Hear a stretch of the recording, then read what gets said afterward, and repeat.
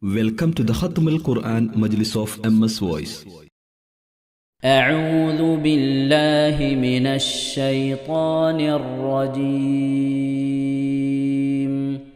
بسم الله الرحمن الرحيم. الحمد لله رب العالمين. الرحمن الرحيم. مالك يوم الدين. إياك نعبد وإياك نستعين.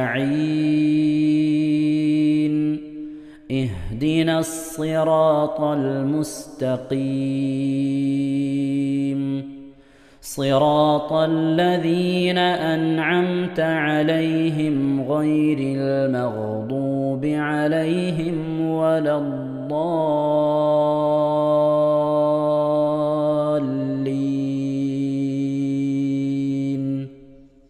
آمين. بسم الله الرحمن الرحيم. ثم يوم القيامة يخزيهم ويقول أين شركائي الذين كنتم تشاقون فيهم. قال الذين أوتوا العلم إن الخزي اليوم والسوء على الكافرين الذين تتوفاهم الملائكة ظالمي أنفسهم فألقوا السلم ما كنا نعمل من سوء بلى إن الله عليم بما كنتم تعملون. فادخلوا أبواب جهنم خالدين فيها فلبئس مثوى المتكبرين. وقيل للذين اتقوا ماذا أنزل ربكم قالوا خيرا للذين أحسنوا في هذه الدنيا حسنة ولدار الآخرة خير ولنعم دار المتقين. جنات عدن يدخلونها تجري من تحتها الأنهار لهم فيها ما يشاءون كذلك يجزي الله المتقين. الذين تتوفاهم الملائكة طيبين يقولون سلام عليكم ادخلوا الجنة بما كنتم تعملون. هل ينظرون إلا أن تأتيهم الملائكة أو يأتي أمر ربك كذلك فعل الذين من قبلهم وما ظلمهم الله ولكن كانوا أنفسهم يظلمون. فأصابهم سيئات ما عملوا وحاق بهم ما كانوا به يستهزئون. وقال الذين أشركوا لو شاء الله ما عبدنا من دونه من شيء نحن ولا آباؤنا ولا حرمنا من دونه من شيء كذلك فعل الذين من قبلهم فهل على الرسل إلا البلاغ المبين ولقد بعثنا في كل أمة رسولا أن اعبدوا الله واجتنبوا الطاغوت فمنهم من هدى الله ومنهم من حقت عليه الضلالة فسيروا في الأرض فانظروا كيف كان عاقبة المكذبين إن تحرص على هداهم فإن الله لا يهدي من يضل وما لهم من ناصرين وأقسموا بالله جهد أيمانهم لا يبعث الله من يموت بلى وعدا عليه حقا ولكن أكثر الناس لا يعلمون ليبين لهم الذي يختلفون فيه وليعلم الذين كفروا أنهم كانوا كاذبين إنما قولنا لشيء إذا أردناه أن نقول له كن فيكون والذين هاجروا في الله من بعد ما ظلموا لنبوئنهم في الدنيا حسنة ولأجر الآخرة أكبر لو كانوا يعلمون الذين صبروا وعلى ربهم يتوكلون وما أرسلنا من قبلك إلا رجالا نوحي إليهم فاسألوا أهل الذكر إن كنتم لا تعلمون بالبينات والزبر وأنزلنا إليك الذكر لتبين للناس ما نزل إليهم ولعلهم يتفكرون أفأمن الذين مكروا السيئات أن يخسف الله بهم الأرض أو يأتيهم العذاب من حيث لا يشعرون أو يأخذهم في تقلبهم فما هم بمعجزين أو يأخذهم على تخوف فإن ربكم لرؤوف رحيم أولم يروا إلى ما خلق الله من شيء يتفيأ ظلاله عن اليمين والشمائل سجدا لله وهم داخرون ولله يسجد ما في السماوات وما في الأرض من دابة والملائكة وهم لا يستكبرون يخافون ربهم من فوقهم ويفعلون ما يؤمرون.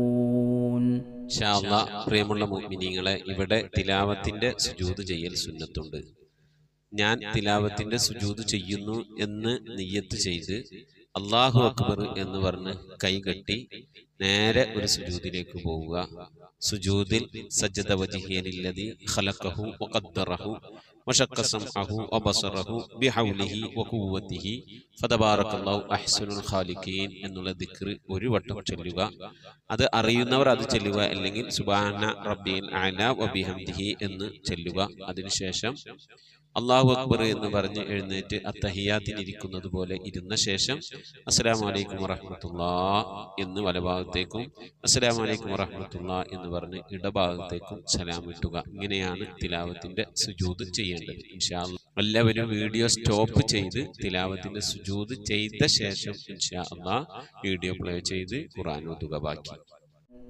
وقال الله لا تتخذوا إلهين اثنين إنما هو إله واحد فإياي فارهبون وله ما في السماوات والأرض وله الدين واصبا أفغير الله تتقون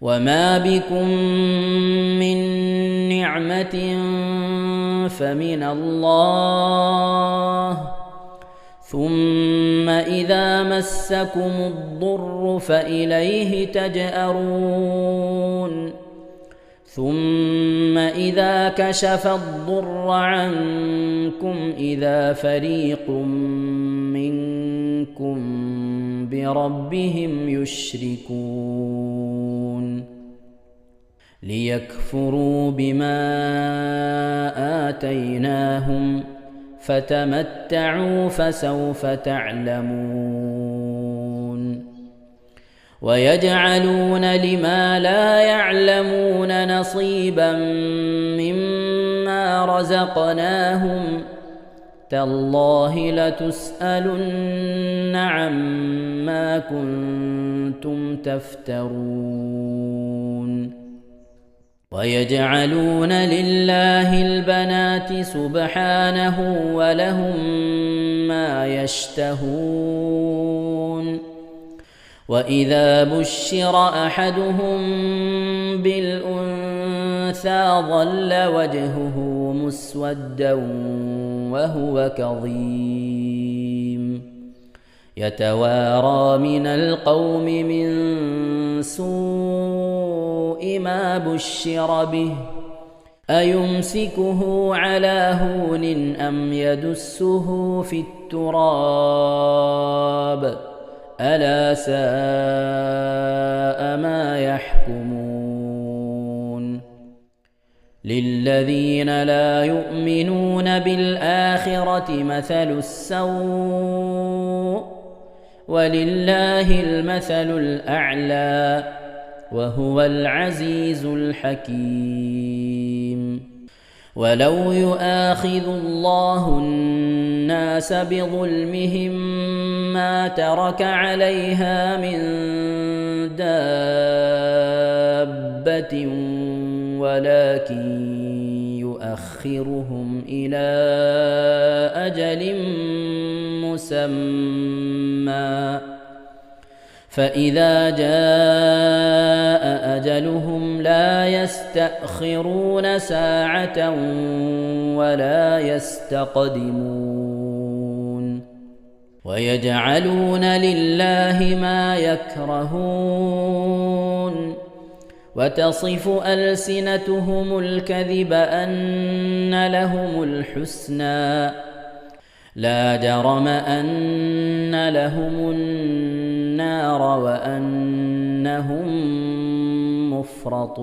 مفرطون تالله لقد أرسلنا إلى أمم من قبلك فزين لهم الشيطان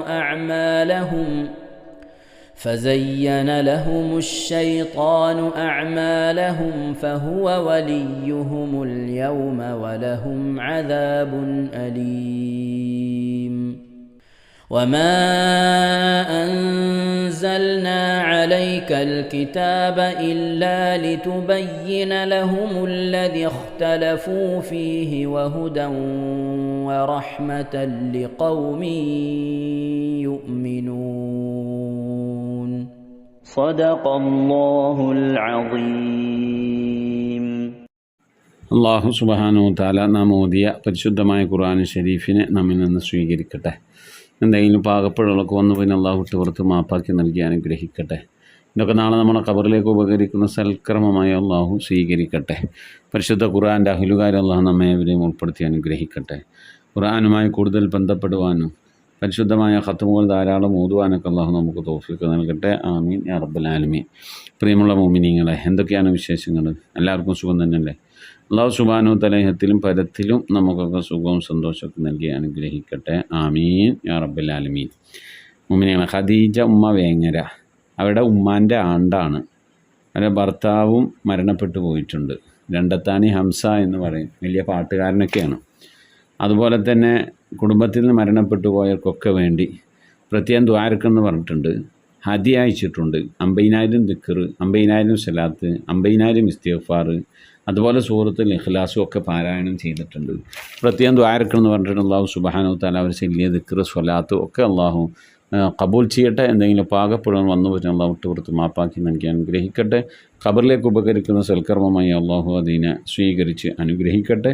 അവർ അയച്ചു തന്ന ഹദി അള്ളാഹു സ്വീകരിക്കട്ടെ. സാമ്പത്തിക മേഖല അള്ളാഹു ബർക്കത്ത് നൽകി അനുഗ്രഹിക്കട്ടെ. ആ ഹദിയുടെയൊക്കെ പ്രതിഫലം കണ്ട ഖബറിൽ കിടന്ന് ആ പ്രിയപ്പെട്ട ഉമ്മാക്കും ഭർത്താവിനും കുടുംബത്തിനും മരണപ്പെട്ടവർക്കൊക്കെ സന്തോഷിക്കാൻ അള്ളാഹു തൗഫീഖ് നൽകി അനുഗ്രഹിക്കട്ടെ. ഖദീജുമ്മയുടെ ഉദ്ദേശങ്ങളും മുറാദുകളൊക്കെ അള്ളാഹു ഹാസിലാക്കി രോഗങ്ങൾക്ക് ശിഫ നൽകി പ്രയാസങ്ങളും വിഷമങ്ങൾ അള്ളാഹു സലാമത്ത് നൽകി അനുഗ്രഹിക്കട്ടെ. ആ വീട്ടിലും നമ്മുടെ വീടുകളിൽ അള്ളാഹു ബർക്കത്ത് നൽകി അനുഗ്രഹിക്കട്ടെ. ആയിഷത്തിൻ്റെ മേഖലയിൽ ജോലി ചെയ്യുന്നവരുടെ ജോലികളിലൊക്കെ ഉള്ള ബർക്കത്ത് നൽകട്ടെ. ആമീൻ. അതുപോലെ നമ്മുടെ ജുബൈർ ആൻഡ് ഫാമിലി കൊല്ലം 24,424 ദിക്ർ ചൊല്ലിയിട്ടുണ്ട്. അള്ളാഹു സ്വീകരിക്കട്ടെ. അർഹമായ പ്രതിഫലത്തിലും പരത്തിലും നൽകി അനുഗ്രഹിക്കട്ടെ. മരണപ്പെട്ടു പോയവർക്കൊക്കെ ആ കുടുംബത്തിന് മരിച്ചവർക്കൊക്കെ ഉള്ള മൗഫറത്ത് നൽകട്ടെ. ജീവിച്ചിരിക്കുന്നവർക്കൊക്കെ അള്ളാഹു ആഫിയത്തുള്ള ദീർഘായുസ് നൽകി അനുഗ്രഹിക്കട്ടെ. ആമീൻ യാ റബ്ബൽ ആലമീൻ. ഇൻഷാ അല്ലാഹ് പ്രിയമുള്ള മുഅ്മിനീങ്ങളെ, പരമാവധി ദിക്ർ സലാത്തുകളൊക്കെ ചൊല്ലി ഇൻഷാ അല്ലാഹ് വ്യാഴാഴ്ച 2 ആഴ്ചത്തെയും ദിക്റും സലാത്തും ഒരുമിച്ച് കൂട്ടിയിട്ട് വേണം എണ്ണം പറയാൻ. അള്ളാഹു തൗഫീഖ് നൽകി അനുഗ്രഹിക്കട്ടെ. ആമീൻ. ഇൻഷാ അല്ലാഹ് നമ്മിൽ നിന്ന് മരണപ്പെട്ടു പോയവരുടെ പേരിൽ ഫാത്തിഹ, ഇഖ്ലാസ്, മുഹബ്ബത്തിനെ ഓതി നമുക്ക് ദുആയിലേക്ക് പ്രവേശിക്കാം. إلى حضرة نبينا سيدنا وشفينا وحبيبنا ومنجينا ومرشدنا وهادينا محمد صلى الله عليه وسلم. الفاتحة. أعوذ بالله من الشيطان الرجيم. بسم الله الرحمن الرحيم. الحمد لله رب العالمين الرحمن الرحيم مالك يوم الدين. إياك نعبد وإياك نستعين. اهدنا الصراط المستقيم صراط الذين أنعمت عليهم غير المغضوب عليهم ولا الضالين. رب اغفر لي. آمين. بسم الله الرحمن الرحيم. قل هو الله أحد الله الصمد لم يلد ولم يولد ولم يكن له كفوا أحد. بسم الله الرحمن الرحيم. قل هو الله أحد الله الصمد لم يلد ولم يولد ولم يكن له كفوا أحد. بسم الله الرحمن الرحيم. قل هو الله أحد الله الصمد لم يلد ولم يولد ولم يكن له كفوا أحد. بسم الله الرحمن الرحيم. قل أعوذ برب الفلق من شر ما خلق ومن شر غاسق إذا وقب ومن شر النفاثات في العقد ومن شر حاسد إذا حسد. بسم الله الرحمن الرحيم. قل أعوذ برب الناس ملك الناس إله الناس من شر الوسواس الخناس الذي يوسوس في صدور الناس من الجنة والناس. آمين آمين. الحمد لله رب العالمين.